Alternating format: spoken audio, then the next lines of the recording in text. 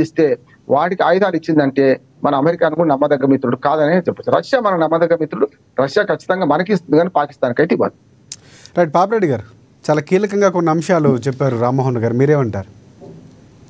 ఇప్పుడు ఈ యుద్ధం మాత్రం ఎట్లాంటి పరిస్థితులలో కూడా ఆయుధాలు సప్లై చేసే అవకాశాలు లేవు. ఎందుకు లేవు అంటే వాళ్ళు ఒక స్టాండ్ తీసుకున్నారు. ఈ పాకిస్తాన్ అనేది మాకు మీరు అన్నట్టు వ్యర్థపడతాం, వేస్ట్, అది మనకి పనికిరా, దాంతో నష్టం. ఏంటంటే ఇవాళ మనకు చాలా మటుకు బయటకు చెప్తలేరు కానీ ఈ పాపిరెడ్డి గారు చాలా కీలకంగా పాక్ చేసినటువంటి ద్వంద్వ వైఖరి ఒక మాట ఒకసారి చెప్పడం. ఎందుకంటే ఉగ్రవాదులకు ఊతం ఇవ్వట్లేదని చెప్తున్నారు, మళ్ళీ వాళ్ళే రక్షణ శాఖ మంత్రి ఉగ్రవాదులు మేమే పెంచి పోషించాం, కొన్ని దేశాలు అమెరికా లాంటి పేర్లు పెట్టింది.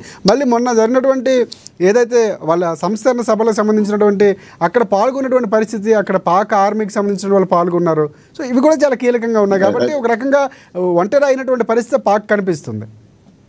ఇప్పుడు రాజశేఖర్ గారు ఇప్పుడు ఫస్ట్ అమెరికా ఎందుకు పాకిస్తాన్కు ఈ స్టేజ్ లో సాయం చేయదంటే వాళ్ళు డిసైడ్ చేసుకున్నారు పాకిస్తాన్ అనేది జియో పొలిటిక్స్ గా ఆఫ్ఘనిస్తాను అక్కడ సోవియట్ యూనియన్ ఉన్నప్పుడు వాళ్ళకి అవసరం ఉండే, అది అయిపోయింది. బిన్ లాడెన్ చచ్చిపోయాడు. ఆఫ్ఘనిస్తాన్ వాళ్ళకి అవసరం లేదు కాబట్టి దాని కూడా అంతకన్నా అవసరం లేదు. టైప్ పాలిటిక్స్ అనేది లేదు. ఇప్పుడు జియో పాలిటిక్స్ చైనాతో పంచాయతీ, ఇండియా అవసరం వాళ్ళకి ఎక్కువ కాబట్టి ఇండియాతోనే ఉంటాయి. మన మీద ప్రేమతో అవసరంతో ఉంది. అక్కడికి మనం ఎక్కువ బాగా మనం బుర్ర వడలు కొట్టుకునే అవసరం లేదు. అయితే రెండో ఇక్కడ మనం ఇప్పుడు మీకు ఇంకోటి ఏంటంటే ఇవాళ క్రూషియల్ కొన్ని వెపన్స్ ఏవైతున్నాయో ఇవాళ నేను ఖచ్చితంగా చెప్తున్నా, సింధూరు వాడిన ఉన్నాయో అవి కూడా అమెరికన్ అంత లేదు. ఎందుకంటే అంత ప్రిసైజ్ ఇజ్రాయెల్ అమెరికా ఇజ్రాయెల్ దగ్గర తీసుకొచ్చి మళ్ళీ ఇజ్రాయెల్ వాళ్ళు లేకపోతే అంత అక్యురేట్ తిరిగిందంటే అది మామూలుగా పాకిస్తాన్ కూడా అర్థమైంది. ఎస్టాబ్లిష్మెంట్ ఉన్న చాలా దేశాలు ఉంటుంది, మనకు మామూలు వాళ్ళకి అర్థం కాదు. అయితే ఒకటి ఏంటంటే మీరు ఇప్పుడు అన్నట్టుగా పాకిస్తాన్ ఎప్పుడు కూడా అబద్ధాలు ఆడతారు రాజశేఖర్. అసలు వాళ్ళు అందరిని ఎక్కువ మోసం చేసి వాళ్ళ మనకు కాదు, ఏం చెప్తారు పాకిస్తాన్ వాళ్ళని మోసం చేస్తారు. ప్రారంభులు బ్రహ్మాండంగా ఉన్నారు, లేదు ప్రజలను మోసం చేస్తూ వాళ్ళు ఏం చెప్తారు, అమెరికా మనది number 1 army in the world అంటారు. వాళ్ళు పాపం అట్లే నమ్మిస్తారు. పాకిస్తాన్ ఆర్మీ ప్రపంచంలో నెంబర్ 1 ఆర్మీ అంటాడు. తెలుగు మామూలు తీసుకుపోయి ముందర పెట్టి పాకిస్తాన్ ఆర్మీ హమారా నెంబర్ 1 ఆర్మీ అంటే ఒక గంట నమ్మిస్తారని హమారా ఐఎస్ఐ నెంబర్ 1 ఐఎస్ఐ అంటే ఈ విధంగా పాపం ఏమైంది. ఇప్పుడు మనం మళ్ళీ పాకిస్తాన్కి ఎందుకు అని అంటే ఈ 75 సంవత్సరాలలో పాకిస్తాన్ ఆఫ్ మొత్తం సొసైటీ మిలిటరీతో నడిచింది. మిలిటరీతో అయినా 2 రోజుల తర్వాత మెల్లగా ఏమైందంటే ఇస్లామిక్ రాడికలైజేషన్ కూడా మిలిటరీలో అయింది, జనాలు అయింది. జనాలందరూ కూడా మీరు స్కూళ్ళకి పోతే మరి పాకిస్తాన్ ఎప్పుడైనా మీరు అబ్జర్వ్ చేయండి, ఆ మద్రాసాస్ ఉంటాయి, మద్రాసాస్లో అందరు ఆ తుర్క ఉంటాడు, ఆ మౌలి ఉంటాడు, వాడు చెప్తా అంటాడు. వాళ్ళు ఏం చెప్తారు, హిందువులు మనకు శత్రువులు, హిందుస్థాన్ మన శత్రువులు, మనం జియాద్ చేయాలి, జియాద్ చేస్తే అక్కడ 12 మంది ఆడపౌరులు వస్తారు, అందమైన పౌరులు వస్తారు. అన్నిటికీ వాళ్ళు చెప్పేది ఏంటంటే this is not a real world. ఇప్పుడు మనం నివసించేది అసలు వరల్డ్ కాదు, అక్కడ ఎక్కడో ఉన్నది ఇంకోటి జన్నత్, అక్కడ దేవుని దగ్గరికి పోవాలి. ఇవి వాళ్ళు పాకిస్తాన్ లో చెప్పేది. కాబట్టి వాళ్ళ జనాలలో కూడా ఇప్పుడు మనం బాధపడాల్సింది భయపడాల్సింది ఏంటంటే అక్కడ అమాయక ప్రజలను కూడా రాక్షసులు లెక్క తయారు చేశారు. రామ్మోహన్ గారు మామూలుగా లేదు వాళ్ళు చేసింది. ఇదేదో మనం మామూలు ఈ 4-5 ఏదో సర్జికల్ స్ట్రైక్ తో పోయేదిగా. పాకిస్తాన్ సమూలంగా ప్రక్షాళన చేయాల్సిన అవసరం ఉన్నది. ఎందుకు అవసరం ఉన్నదంటే అక్కడ మిలిటరీ అనేది అన్నిటికీ రూట్ కాదు కాబట్టి ఇంకా మిలిటరీ వ్యవస్థ ఏం దెబ్బతినలేదు. మిలిటరీదే పవరు, మిలిటరీ చెప్పినట్టే నడుస్తుంది. అది కూడా పంజాబ్ పాకిస్తాన్ చెప్పినట్టే నడుస్తుంది. కాబట్టి మనం పంజాబ్ ప్రావిన్స్ ఇక్కడ ఇంకొకటి పాపిరెడ్డి గారు అంటే ఓవైసీ మాట్లాడుతూ టీఆర్ఎఫ్ ను ఉగ్ర సంస్థగా ప్రకటించేందుకు భారత్ ప్రయత్నాలు చేయాలని చెప్తూనే ఎఫ్ఏటిఎఫ్ను కూడా పాక్ను గ్రే లిస్ట్లో చేర్చేలా కృషి చేయాలని కూడా కొన్ని వ్యాఖ్యలు చేస్తారు. ఆయన అనుకూలంగానే మాట్లాడుతున్నారు, ఊహించిన దానికంటే ఎక్కువ మాట్లాడుతున్నారు. ఇప్పుడు రాజశేఖర్ గారు ఊహించిన దానికన్నా ఎక్కువ మాట్లాడుతున్నారంటే బయటపడుతున్నది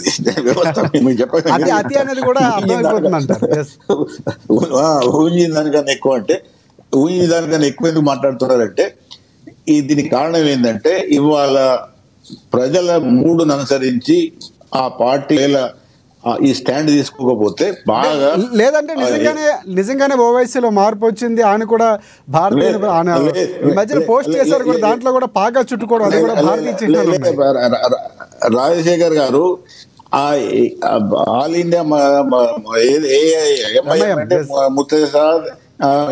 ముస్లిం హిందూ ముస్లిం దాని పేరు ఏదో ఉంటుంది, అది పక్కా ఇస్లాం ఐడియాలజీ వచ్చింది. వాళ్ళు ఏం మారరు, పరిస్థితి బట్టి జమాత్ హిందూ వాళ్ళు ఏం మారరు, వాళ్ళు మారుతారని మనం మళ్ళీ ఇది అత్యాశ అవుతుంది. అంటే ఓవర్ సింప్లిఫికేషన్ అంటారు. ఓవైసీ 4 సార్లు మాట్లాడతారు, 5వ సారి మళ్ళీ ప్లేట్ ఫిరాయిస్తారు. వాళ్ళు ఎన్నిసార్లు ఫిరాయించలే, ప్రతి గవర్నమెంట్ అధికారంలో ఉన్నదాన్ని దెబ్బకొట్టి అది మళ్ళీ అది బయటకు పోగానే వాళ్ళు తిట్టింది.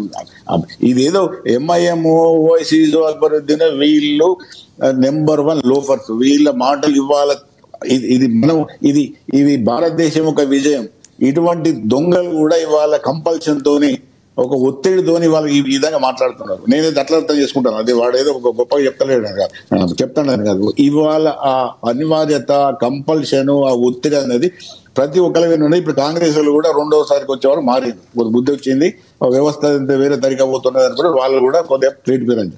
కాబట్టి ఒక్కటి ఏంటంటే ఇవాళ భారత సమాజం ఎంత దూరం ఏంటంటే ఎవడు దిల్ల అటు ఇటు అయిన వాడు ఇక్కడ కూడా భూస్థాపితం అవుతాడు. అయితే ఇక్కడ జరుగుతున్నది ఏంటంటే మనం ఇక్కడ ఈ బాంబే కానీ హైదరాబాద్ కానీ అంతర్గతంగా మనకు సిటీలకు వచ్చే సమస్య ఏంటంటే అదేదో పాకిస్తాన్ మిసైల్ చేస్తుంది, వాళ్ళ విమానాలు వచ్చి మనకు బాంబులు అయ్యి. కానీ ఈ చాలా రోజుల నుంచి వెళ్ళి జరుగుతున్న ఈ టెర్రరిజం, ఐఎస్ఐ, ఈ లింక్స్ లో చాలా మటుకు ఈ చాలా ప్రాంతాల్లో స్లీపర్ సెల్స్ ఉన్నాయి. చాలా ఇప్పటికి కూడా హైదరాబాద్ లో చాలా స్లీపర్ సెల్స్ ఉన్నాయి, బాంబేలు ఉన్నాయి, ఢిల్లీలు ఉన్నాయి, బెంగళూరు ఉన్నాయి. చాలా ఒక రకంగా ఇక్కడ ప్రభుత్వం రేవంత్ రెడ్డి కూడా కొంచెం స్పందించడం, ఆయన కమాండ్ కంట్రోల్ లో మీటింగ్ పెట్టడం, సమావేశం కొంచెం చేసినటువంటి వ్యాఖ్యలు కొంచెం కీలకంగానే పాజిటివ్ గా ఉన్నాయనుకోవచ్చు మనం. ఇప్పుడు అన్ని రాష్ట్రాలు కూడా, ఎందుకంటే ఇది ఒక విధంగా ఎమర్జెన్సీ పరిస్థితి ఇది ఇండియాలో కూడా. Home minister of central government has instructed to all state governments to take care of law and order. It is not a normal position. ఇది నార్మల్ పొజిషన్ కాదు. రేవంత్ రెడ్డి ఏమంటట్టు ఉండదు, అక్కడ సిద్ధరామయ్య ఏమంటే, స్టాలిన్ ఏమన్నా ఉంటే గవర్నమెంట్ ఎగిరిపోతుంది. అట్లా ఉండదు. తప్పకుండా అప్రమత్తతో బాధ్యతాయుతంగా ఉండాలి ప్రతి రాజకీయ నాయకులు కూడా భారతీయత్వం ఉండాలి. ఇక్కడ సమస్య ఏంటంటే రాజశేఖర్ గారు ఒక నిమిషం చెప్పండి, ఇక్కడ స్లీపర్ సెల్స్ ఉంటాయి, ఇక్కడ స్లీపర్ సెల్స్ ఉంటాయి కాబట్టి స్లీపర్ సెల్స్ వాడు అక్కడి నుంచి వచ్చి యుద్ధం చేసే పరిస్థితి లేడు. వాళ్ళ స్లీపర్ సెల్స్ ఒకవేళ యాక్టివేట్ చేసి ఇక్కడ ఈ షెపటేజ్ అంటే అక్కడక్కడ జన సమర్థం ఉన్న దగ్గర అదము చేశారు కదా, బాంబులు పెట్టడం, లేకపోతే ఆఫీసులలో బాంబులు పెట్టడం. అంటే ఒక విధంగా ఏంటంటే ఇండియాలో కూడా ఈ పరిస్థితి సరిక్రమంగా లేదు, ఇక్కడ కూడా సమస్యలు ఉన్నాయి. లేకపోతే హిందువులను టెంపుల్స్ బాంబులు పెట్టి హిందువులను చంపితే మళ్ళీ హిందూ ముస్లిం అంటే ఇటువంటి చేయడానికి ఇక్కడ స్లీపర్ సెల్స్ వాళ్ళ పాత ఏవైతే వాళ్ళ ఇక్కడ ప్రతి స్టేట్ గవర్నమెంట్ కూడా గురుతర ఒక బాధ్యత ఏమున్నదంటే వాళ్ళు పోలీస్ యంత్రాంగం అంతా స్టేట్ గవర్నమెంట్ చేతులు ఉంటుంది కాబట్టి సెంట్రల్ గవర్నమెంట్ కు నేషనల్ ఏజెన్సీ ఉంటుంది, వాళ్ళకు సిబిఐ ఉంటుంది. కానీ ఇక్కడ లోకల్ పోలీసు కూడా చాలా, ఇక్కడ లోకల్ ఇంటెలిజెన్స్ తర్వాత స్పెషల్ బ్రాంచ్ వీళ్ళన్నీ కూడా ఉంటాయి. కాబట్టి ప్రతి గవర్నమెంట్ కూడా ఈ స్లీపర్ సెల్స్ కూడా వాళ్ళకు ఒక రికార్డు ఉంటుంది, హిస్టరీ ఉంటుంది. కాబట్టి మళ్ళీ చాలా యాక్టివ్ అయ్యి స్లీపర్ సెల్స్ చివరిగా కంక్లూడ్ చేయండి. అయితే ఇవన్నీ చేసి ఏంటంటే మనం రామ్మోహన్ గారు ఇంతకుముందు కరెక్ట్ అంతర్గతంగా మనం గట్టిగా చేసుకోవాలి. మనం అంతర్గతంగా ఎటువంటి కూడా చిన్న చిన్న లూప్ హోల్స్ లేకుండా చేయాలి. ఎక్స్టర్నల్ గా మనం బాగానే ఉన్నాం, యుద్ధం చేస్తున్నాం. రెండోది ఏంటంటే ఈసారి ఈ యుద్ధం అనేది పాకిస్తాన్ ఈ మ్యాప్ లో ఈ విధంగా ఉండడానికి వీల్లేదు. ఉంటే మాత్రం మనకి మళ్ళీ ఇంకా ఎక్కువ సమస్యలు వస్తాయి. ఇప్పుడు మనం పామును కొడితే తలకాయ మీద కొట్టాలంటారు, పామును తలకాయ మీద కొట్టకుండా తోకైనా కొడితే అది బతికితే మనం చంపుతుంది అది. కాబట్టి మళ్ళీ ఏంటంటే దాన్ని చంపాల్సింది అంతే, దాన్ని మళ్ళీ బతకనిచ్చి అయ్యో పాపం అయ్యో అంటే ఆ పాపం పోయి ఇంకోటి అవుతుంది. కాబట్టి ఇంకోటి ఏంటంటే ఆల్ అవుట్ వారు పాకిస్తాన్ అన్నది మళ్ళీ ఈ రూపకంగా ఉండవద్దు. వాడు ఎన్నడూ కూడా భారతదేశంతో కలవద్దు. నేను భారతదేశం సమానము, ఈ జమ్మూ కాశ్మీర్ బనేగా పాకిస్తాన్, కాశ్మీర్ బనేగా పాకిస్తాన్ అంటే సంపుతం వాళ్ళను అనే భయం క్రియేట్ అయితే తప్ప ఈ యుద్ధానికి మీనింగ్ లేదు. ఆ యుద్ధం అక్కడ దాకా పోవాలి. రైట్. కంక్లూడ్ చేయండి. మనకి అక్కడ విదేశాంగ శాఖ ప్రెస్ మీట్ పెట్టింది, చూద్దాం. ఒకటే ఒక 2 నిమిషాలు. ఎందుకంటే ఇంకొక ప్రమాదం, ఇప్పుడు మీరు స్లీపర్ సెల్స్ గురించి మాట్లాడారు కనుక కొందరు ముస్లింలు కూడా మన మాట్లాడుతున్నారు. అఖండ భారత్ అంటున్నారు. ఇప్పుడు ఈ హిందువులు మొన్నటిదాకా మాట్లాడిన భాషను వీళ్ళు ముస్లింలు మాట్లాడుతుంటారు. దానికి పెద్ద కారణం ఏంటంటే పాకిస్తాను, బంగ్లాదేశ్, ఇప్పుడు ఆక్యుపైడ్ కాశ్మీర్, ఈ 3, ఆఫ్ఘనిస్తాన్, గాంధార్ అంటే గాంధారి దేశం అంట, కాందహార్, ఇవన్నీ కలవాలి, ఇండియాలో పాత మ్యాప్ రావాలని కొందరు ముస్లిం, నేను ఒక 4-5 ఇంటర్వ్యూలు చూసిన ముస్లింలు ఈ మాట మాట్లాడుతున్నారు. మొట్టదాకా అఖండ భారత్ అని హిందువులు చెప్తాను. ఇప్పటికే 30%, 22% నుంచి 25% ముస్లింలు మన భారతదేశంలో ఉన్నారు. అవుట్ ఆఫ్ 140లో 30 crores వాళ్ళు ఉన్నారు. ఇక్కడ ఏమైతుందంటే ఇది చెప్పాల్సింది కాదు, చెప్పాల్సింది అంటున్నాను. ఎందుకంటే మీకు బంగ్లాదేశ్ జనాభా 20 కోట్ల దాకా, 17 కోట్లు ఉంది, 17-18 కోట్లు, 26 కోట్ల దాకా పాకిస్తాన్ జనాభా ఉంది, మరొక 4-5 కోట్ల ఆఫ్ఘనిస్తాన్ జనాభా ఉంది, పాకిస్తాన్ ఆక్యుపైడ్ కాశ్మీర్ 50 లక్షల జనాభా, పెద్దగా ఏం లేదు. కనుక ఇవన్నీ కలిస్తే మరో 40 కోట్ల జనాభా అవుతుంది, 50 కోట్ల జనాభా అవుతుంది. ఆ 50, 30 అంటే 80 కోట్లు అయిపోతుంది. కనుక ఆల్మోస్ట్ ఆల్ హిందువులతో సమానంగా రేపు పొద్దున భారతదేశంలో ఇది ఒక పెద్ద కుట్ర.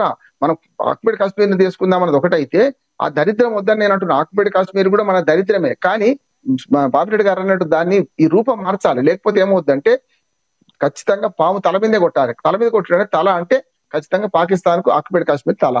మనకు క్వశ్చన్ పోతుంది వాళ్ళకి, అంటే మన దగ్గర దాకా వచ్చి కొట్టే పరిస్థితి నుంచి మనమే అక్కడ పోయే పరిస్థితి ఉంటుంది. మన సైన్యం మన లైన్ ఆఫ్ కంట్రోల్ నుంచి పాకిస్తాన్ కంట్రోల్ లైన్ కు పోతాం మనం. అప్పుడు ఏమైతే లైన్ మారితే మనకు వ్యూహాలు కూడా పెరుగుతాయి.